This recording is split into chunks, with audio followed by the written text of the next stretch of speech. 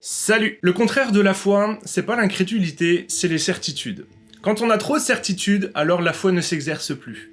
Et dans ma vie spirituelle, j'aime énormément remettre en question ce que je crois, mes croyances, pour soit les affermir, soit les remettre en question et changer mes croyances. Et crois-moi, ça fait énormément évoluer sa foi.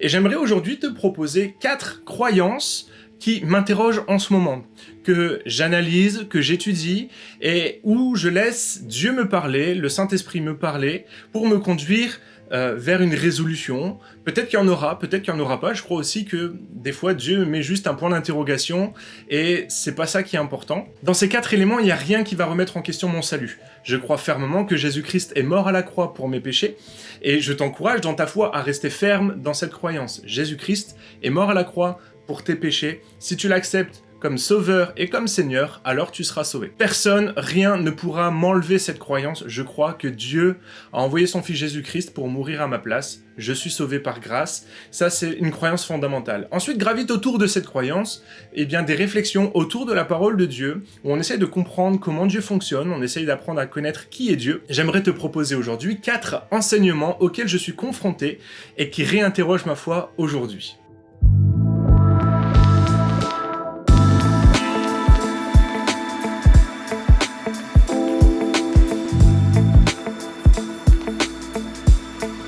Pour ces 4 croyances, je n'ai pas de résolution, c'est-à-dire que je n'ai pas encore abouti suffisamment ma réflexion pour savoir ce en quoi je crois. Pour chaque point, je vais t'exposer quelle est la croyance, ce que moi je crois, et ensuite je te laisserai approfondir toi-même cette croyance, et pour déterminer ce que tu vas accepter ou ce que tu vas rejeter en tant que croyant. La première croyance, c'est la notion de la prédestination.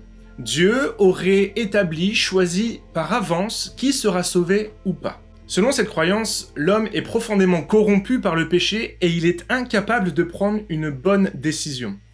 Et donc même le fait de prendre la décision de croire en Dieu est impossible pour l'homme. Et donc même le choix de Dieu est imposé par Dieu, de sorte que Dieu a établi d'avance qu'il va sauver ou pas. Cette croyance, elle sort pas de n'importe où, elle est le fruit aussi de réflexions qui sont bibliques, qui sont appuyées théologiquement, et notamment sur l'épître aux Romains, et j'aimerais te lire 2 versets qui appuient cette théorie.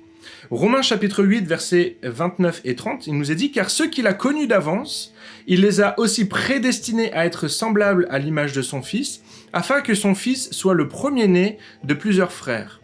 À ceux qu'il a prédestinés, il les a aussi appelés, à ceux qu'il a appelés, il les a aussi justifiés, et à ceux qu'il a justifiés, il les a aussi glorifiés. » Donc on voit bien que c'est pas juste une théorie un peu farfelue dans la tête de certains chrétiens, mais c'est quelque chose qui tire quand même sa croyance, sa foi, des Écritures. Effectivement, l'Épître aux Romains semble affirmer que Dieu a choisi d'avance qui allait être sauvé ou pas. Mais voici quelles sont mes réticences vis-à-vis de cette croyance. Ma première réticence, c'est la notion du libre arbitre. Je n'arrive pas à concevoir que Dieu ait établi d'avance qui sera sauvé ou pas. Je n'arrive pas à concevoir que Dieu ait choisi pour nous si on allait être sauvé ou pas.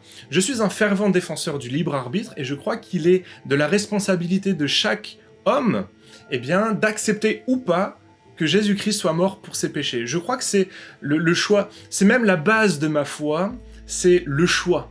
Avoir le choix entre la vie et la mort, avoir le choix entre la bénédiction et la malédiction, avoir le choix entre suivre Jésus-Christ ou le rejeter. C'est vraiment pour moi quelque chose qui est déterminant. Une seconde réticence que j'ai par rapport à cette croyance, c'est qu'elle enlève la responsabilité à l'homme d'être un témoin. Or, la mission que Jésus-Christ confie à son Église, c'est d'être un témoin par tout le monde et de prêcher la bonne nouvelle. Or, si Dieu a déjà choisi d'avance qui sera sauvé, à quoi ça sert d'évangéliser? Puisque si Dieu l'a établi d'avance, alors les personnes le rencontreront. Et enfin, ça remet en question pour moi ce verset des Écritures dans Jean 3,16 qui dit que Dieu a tellement aimé le monde qu'il a donné son Fils. Pourquoi? Pour que ceux qui croient ne meurent pas mais qu'ils aient la vie éternelle. C'est le verset central des Écritures qu'on lit dans Jean 3,16. Et il y a cet autre verset qu'on lit dans les Écritures, dans l'épître de Paul à Timothée, au chapitre 2, verset 4, qui nous dit que Dieu veut que tous les hommes soient sauvés. Pas simplement ceux qu'il a choisis d'avance, mais il veut que tous les hommes soient sauvés.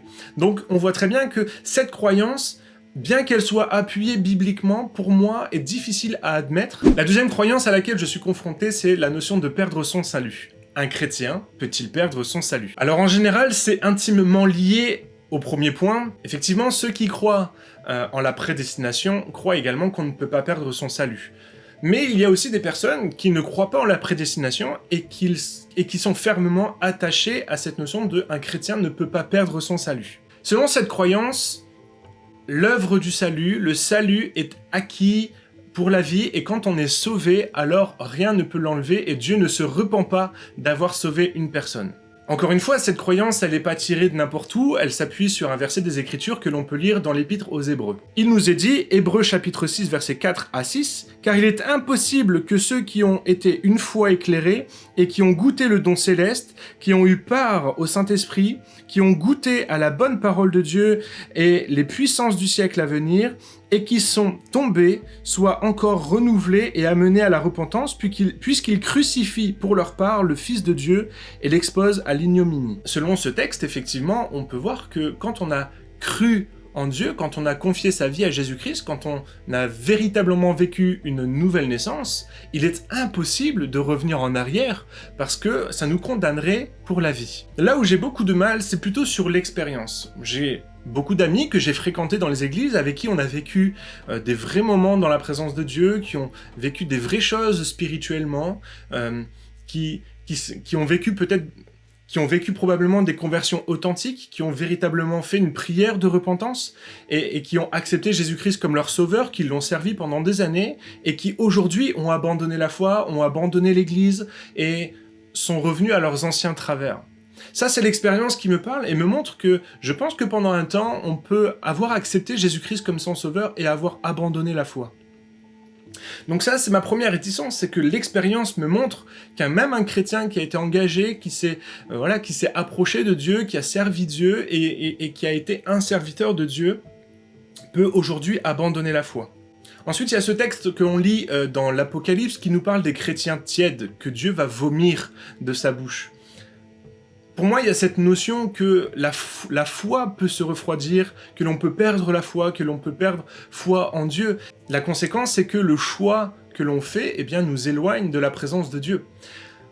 Donc j'ai du mal avec cette notion de dire un chrétien ne peut pas perdre son salut. Effectivement, ça me paraît compliqué aujourd'hui qu'un chrétien puisse complètement abandonner la foi quand il a goûté à la présence de Dieu, quand il a goûté à la repentance et quand l'Esprit a opéré toutes ces choses en lui. Ça me paraît extrêmement compliqué d'abandonner la foi à ce moment-là, mais l'expérience me montre que c'est possible que des personnes quittent la foi, abandonnent la foi, et c'est une croyance que j'ai du mal à accepter.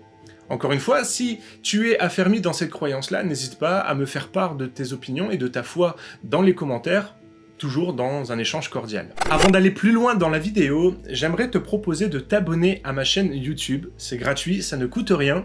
Et si le contenu ne t'intéresse pas, tu seras tout à fait libre de te désabonner un petit peu plus tard. Vous êtes près de 60% à regarder mes vidéos sans être abonné. Donc, si vous êtes intéressé et que vous voulez être tenu au courant des nouvelles sur cette chaîne YouTube, eh bien abonnez-vous. Encore une fois, c'est gratuit. Depuis quelques temps également, j'accepte les souscriptions à la chaîne, ça vous permet d'avoir peut-être du contenu en avant-première, du contenu bonus, donc n'hésitez pas, voilà, c'est une petite somme à verser tous les mois qui permet de soutenir les projets de la chaîne, vous êtes libre de le faire ou pas. La troisième croyance à laquelle je suis confronté en ce moment, c'est la notion de l'inhérence biblique. L'inhérence, c'est de croire que la Bible est complètement inspirée par Dieu et que chaque mot est inspiré par Dieu. Je suis confronté de plus en plus à des personnes qui remettent en question l'inspiration complète des Écritures.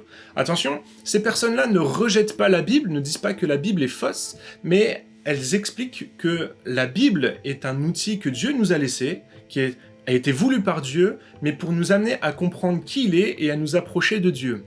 La Bible est l'outil, et effectivement, je crois que la Bible est le meilleur outil pour s'approcher de Dieu. Mais l'inhérence biblique va jusqu'à dire que chaque récit, que chaque histoire de la Bible est vraie, à moins que ça soit précisé que ça soit une parabole, mais nous explique que chaque récit de la Bible est vrai. L'inhérence biblique, poussée à son extrême, c'est de croire par exemple que la Terre a été créée en 6 jours, et que la Terre n'a été créée qu'à un moment de la création, ce qui nous amènerait à croire que la Terre a environ 6000 ans. Si on applique l'inhérence biblique à son extrême, c'est de croire que le déluge de Noé a été universel et que l'eau a recouvert toute la surface de la Terre. Aujourd'hui, beaucoup de scientifiques s'accordent à dire que ça n'a pas été possible. En tout cas, rien ne permet de le vérifier aujourd'hui. Donc croire en l'inhérence biblique, c'est de croire que tout ce qui est écrit dans la Bible est parole de Dieu et donc a valeur encore aujourd'hui. A contrario, certains vont dire que la Bible est un excellent outil pour nous approcher de Dieu et à connaître Dieu, mais n'est pas la parole de Dieu. En tout cas, tout n'est pas parole de Dieu et tout n'est pas à prendre au pied de la lettre. Notamment, par exemple, concernant les écrits de Paul, les épîtres de Paul, eh bien, il y a certains textes qui sont inspirés par Dieu et sur lesquels on peut s'appuyer, et d'autres sur lesquels on peut s'en inspirer pour notre vie, mais qui n'ont pas valeur de parole de Dieu. Je suis donc confronté à ces deux extrêmes, entre ceux qui pensent que la Bible est complètement inspirée par Dieu et que tout a encore valeur aujourd'hui, y compris toute la loi de Moïse, et ceux au contraire qui disent eh bien qu'il faut aller puiser dans la parole de Dieu ce que Dieu veut nous enseigner, ce que Dieu veut nous apprendre, mais que tout n'a pas la même valeur dans les Écritures. Donc moi je suis un petit peu partagé au milieu de tout ça, et j'ai tendance à croire que la parole de Dieu nous a été transmise par Dieu, et elle a été voulue par Dieu, et qu'une bonne méditation des Écritures nous permet de ne pas nous tromper dans notre foi, de ne pas être mal orienté, mais qu'il faut simplement apprendre à bien la lire, à bien la méditer et à bien la mettre en pratique, comme je vous le répète depuis la création de cette chaîne YouTube. Autant il est difficile pour moi d'admettre que la Terre a été créée en 6 jours de 24 heures selon le texte de la Genèse, et que j'admets tout à fait qu'il y a eu un avant la création, que la Terre a existé avant la création, et qu'il y a eu à ce moment-là une intervention divine pour une transformation. D'ailleurs, quand la Bible dit au commencement Dieu créa les cieux et la terre, il nous a dit que la terre était informe et vide, tohu bohu, donc la terre était présente, et Dieu a transformé quelque chose d'existant. Donc tout ce qui s'est passé avant, on ne peut pas le dire puisque la Bible n'en parle pas. Et pour moi, les 6 jours décrits dans la Genèse sont plutôt des périodes dans lesquelles Dieu a transformé la terre. Et aujourd'hui, je suis un des fervents défenseurs de dire la loi que Moïse a donnée dans le Lévitique, dans les Nombres, dans le Deutéronome, sont des lois données au peuple de Dieu dans un contexte particulier. Et donc il est difficile pour moi aujourd'hui d'appliquer textuellement ce que dit le Lévitique ou le Deutéronome. Et donc en poussant un petit peu la réflexion, effectivement on pourrait se dire mais si on fait ça pour l'Ancien Testament, alors il faudrait aussi le faire dans le Nouveau. Effectivement l'apôtre Paul a écrit des lettres dans un contexte particulier, et donc on commence à remettre finalement en question aussi un petit peu l'inhérence, c'est-à-dire une vérité absolue dans les Écritures. Donc c'est une croyance que j'ai encore du mal à admettre, que j'essaye d'appréhender, j'essaye de comprendre, j'essaye de lire à ce sujet. Et donc je vous encourage, vous aussi, à vous y intéresser. Et si vous êtes affermi dans cette croyance-là, pareil, n'hésitez pas à m'en parler en commentaire. Et enfin, la dernière croyance à laquelle je suis confronté aujourd'hui et qui me pose énormément de questions, c'est la question du sabbat. Alors, cette croyance, elle est très récente, puisque j'ai fait une vidéo au mois de novembre sur est-ce qu'un chrétien doit pratiquer le sabbat, dans lequel j'expliquais que le principe du sabbat doit être respecté encore aujourd'hui, que avoir une journée off dans une semaine, c'est important pour son épanouissement personnel, pour son repos. Si Dieu a eu besoin d'une journée pour arrêter son activité, alors nous devrions en avoir besoin aussi, et nous en avons besoin. Mais c'est Benjamin de la chaîne Théologie qui est venu un peu me titiller et qui m'a présenté les choses en me disant « Mais si Dieu a choisi le samedi comme étant ce jour-là, pourquoi est-ce que tu le remets en question ?» Et si en plus ce jour est inscrit dans les décalogues, les 10 commandements qui sont donnés par Dieu et qui sont universels et qui ont encore valeur aujourd'hui, pourquoi est-ce que tu irais remettre ça en question? Et donc, c'est vraiment une croyance à laquelle je suis confronté et avec laquelle je me pose énormément de questions. Est-ce qu'aujourd'hui, un chrétien ne devrait-il pas observer le sabbat? Mes réticences par rapport à cette croyance, c'est pas tellement biblique parce que je crois effectivement que le sabbat a une importance biblique et je l'ai dit dans la vidéo, pour moi c'est important qu'un chrétien prenne un temps de repos dans la semaine et c'est important que ça soit un jour dans la semaine. Mais là où j'ai du mal, c'est à imposer le jour du samedi.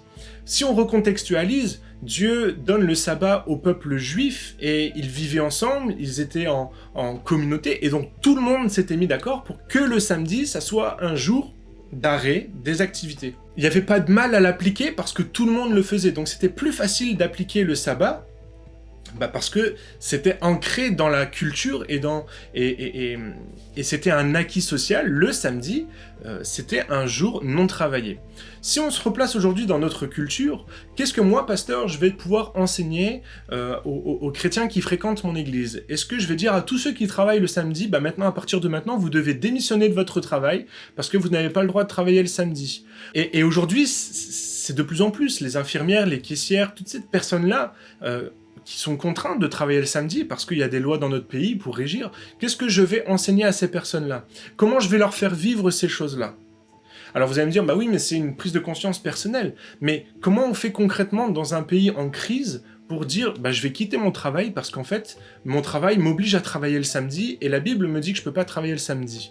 Eh bien, à mon sens, c'est se placer encore sous une loi et ce n'est pas reconnaître ce que Jésus-Christ a fait, d'accomplir la loi parfaitement. Et je crois que Jésus-Christ accomplit aussi la loi du repos parfaitement. Donc j'aime bien tirer le principe spirituel du sabbat, c'est-à-dire de prendre un jour de pause pour se connecter à Dieu, pour prendre un temps de repos, pour arrêter ses activités, mais j'ai du mal à imposer un jour dans la semaine, parce que pour moi, le faire vivre dans notre société, dans notre culture, qui n'est pas du tout un acquis social, eh bien c'est extrêmement compliqué. Voilà pour les 4 croyances sur lesquelles je bute en ce moment. Alors c'est pas les 4 seules, mais en tout cas c'est les 4 principales en ce moment. Ces 4 croyances auxquelles je suis confronté, qui pour l'instant n'ont pas de résolution dans mon cœur, et je ne sais pas quelle est la part du vrai, quelle est la part du faux, ce que Dieu en pense. Il y a beaucoup d'arguments, beaucoup de choses à analyser, beaucoup de choses à confronter, et je laisse le Saint-Esprit faire son travail aussi pour m'orienter et me donner peut-être réponse à toutes ces questions que je me pose. Pourquoi j'ai fait cette vidéo? Parce que ça me paraît important que chaque chrétien travaille à interroger ses croyances pour la faire évoluer. Remettre en question sa foi, c'est très bon pour sa foi parce que ça permet de la construire, de la bâtir et de la faire évoluer. Donc je t'encourage à interroger tes croyances en regardant dans les Écritures, en confrontant ce que tu crois à d'autres chrétiens pour affermir ta foi. J'espère que cette vidéo t'a plu, on se dit à très bientôt sur la chaîne YouTube, et en attendant, lis ta Bible, médite-la et mets-la en pratique. Bye!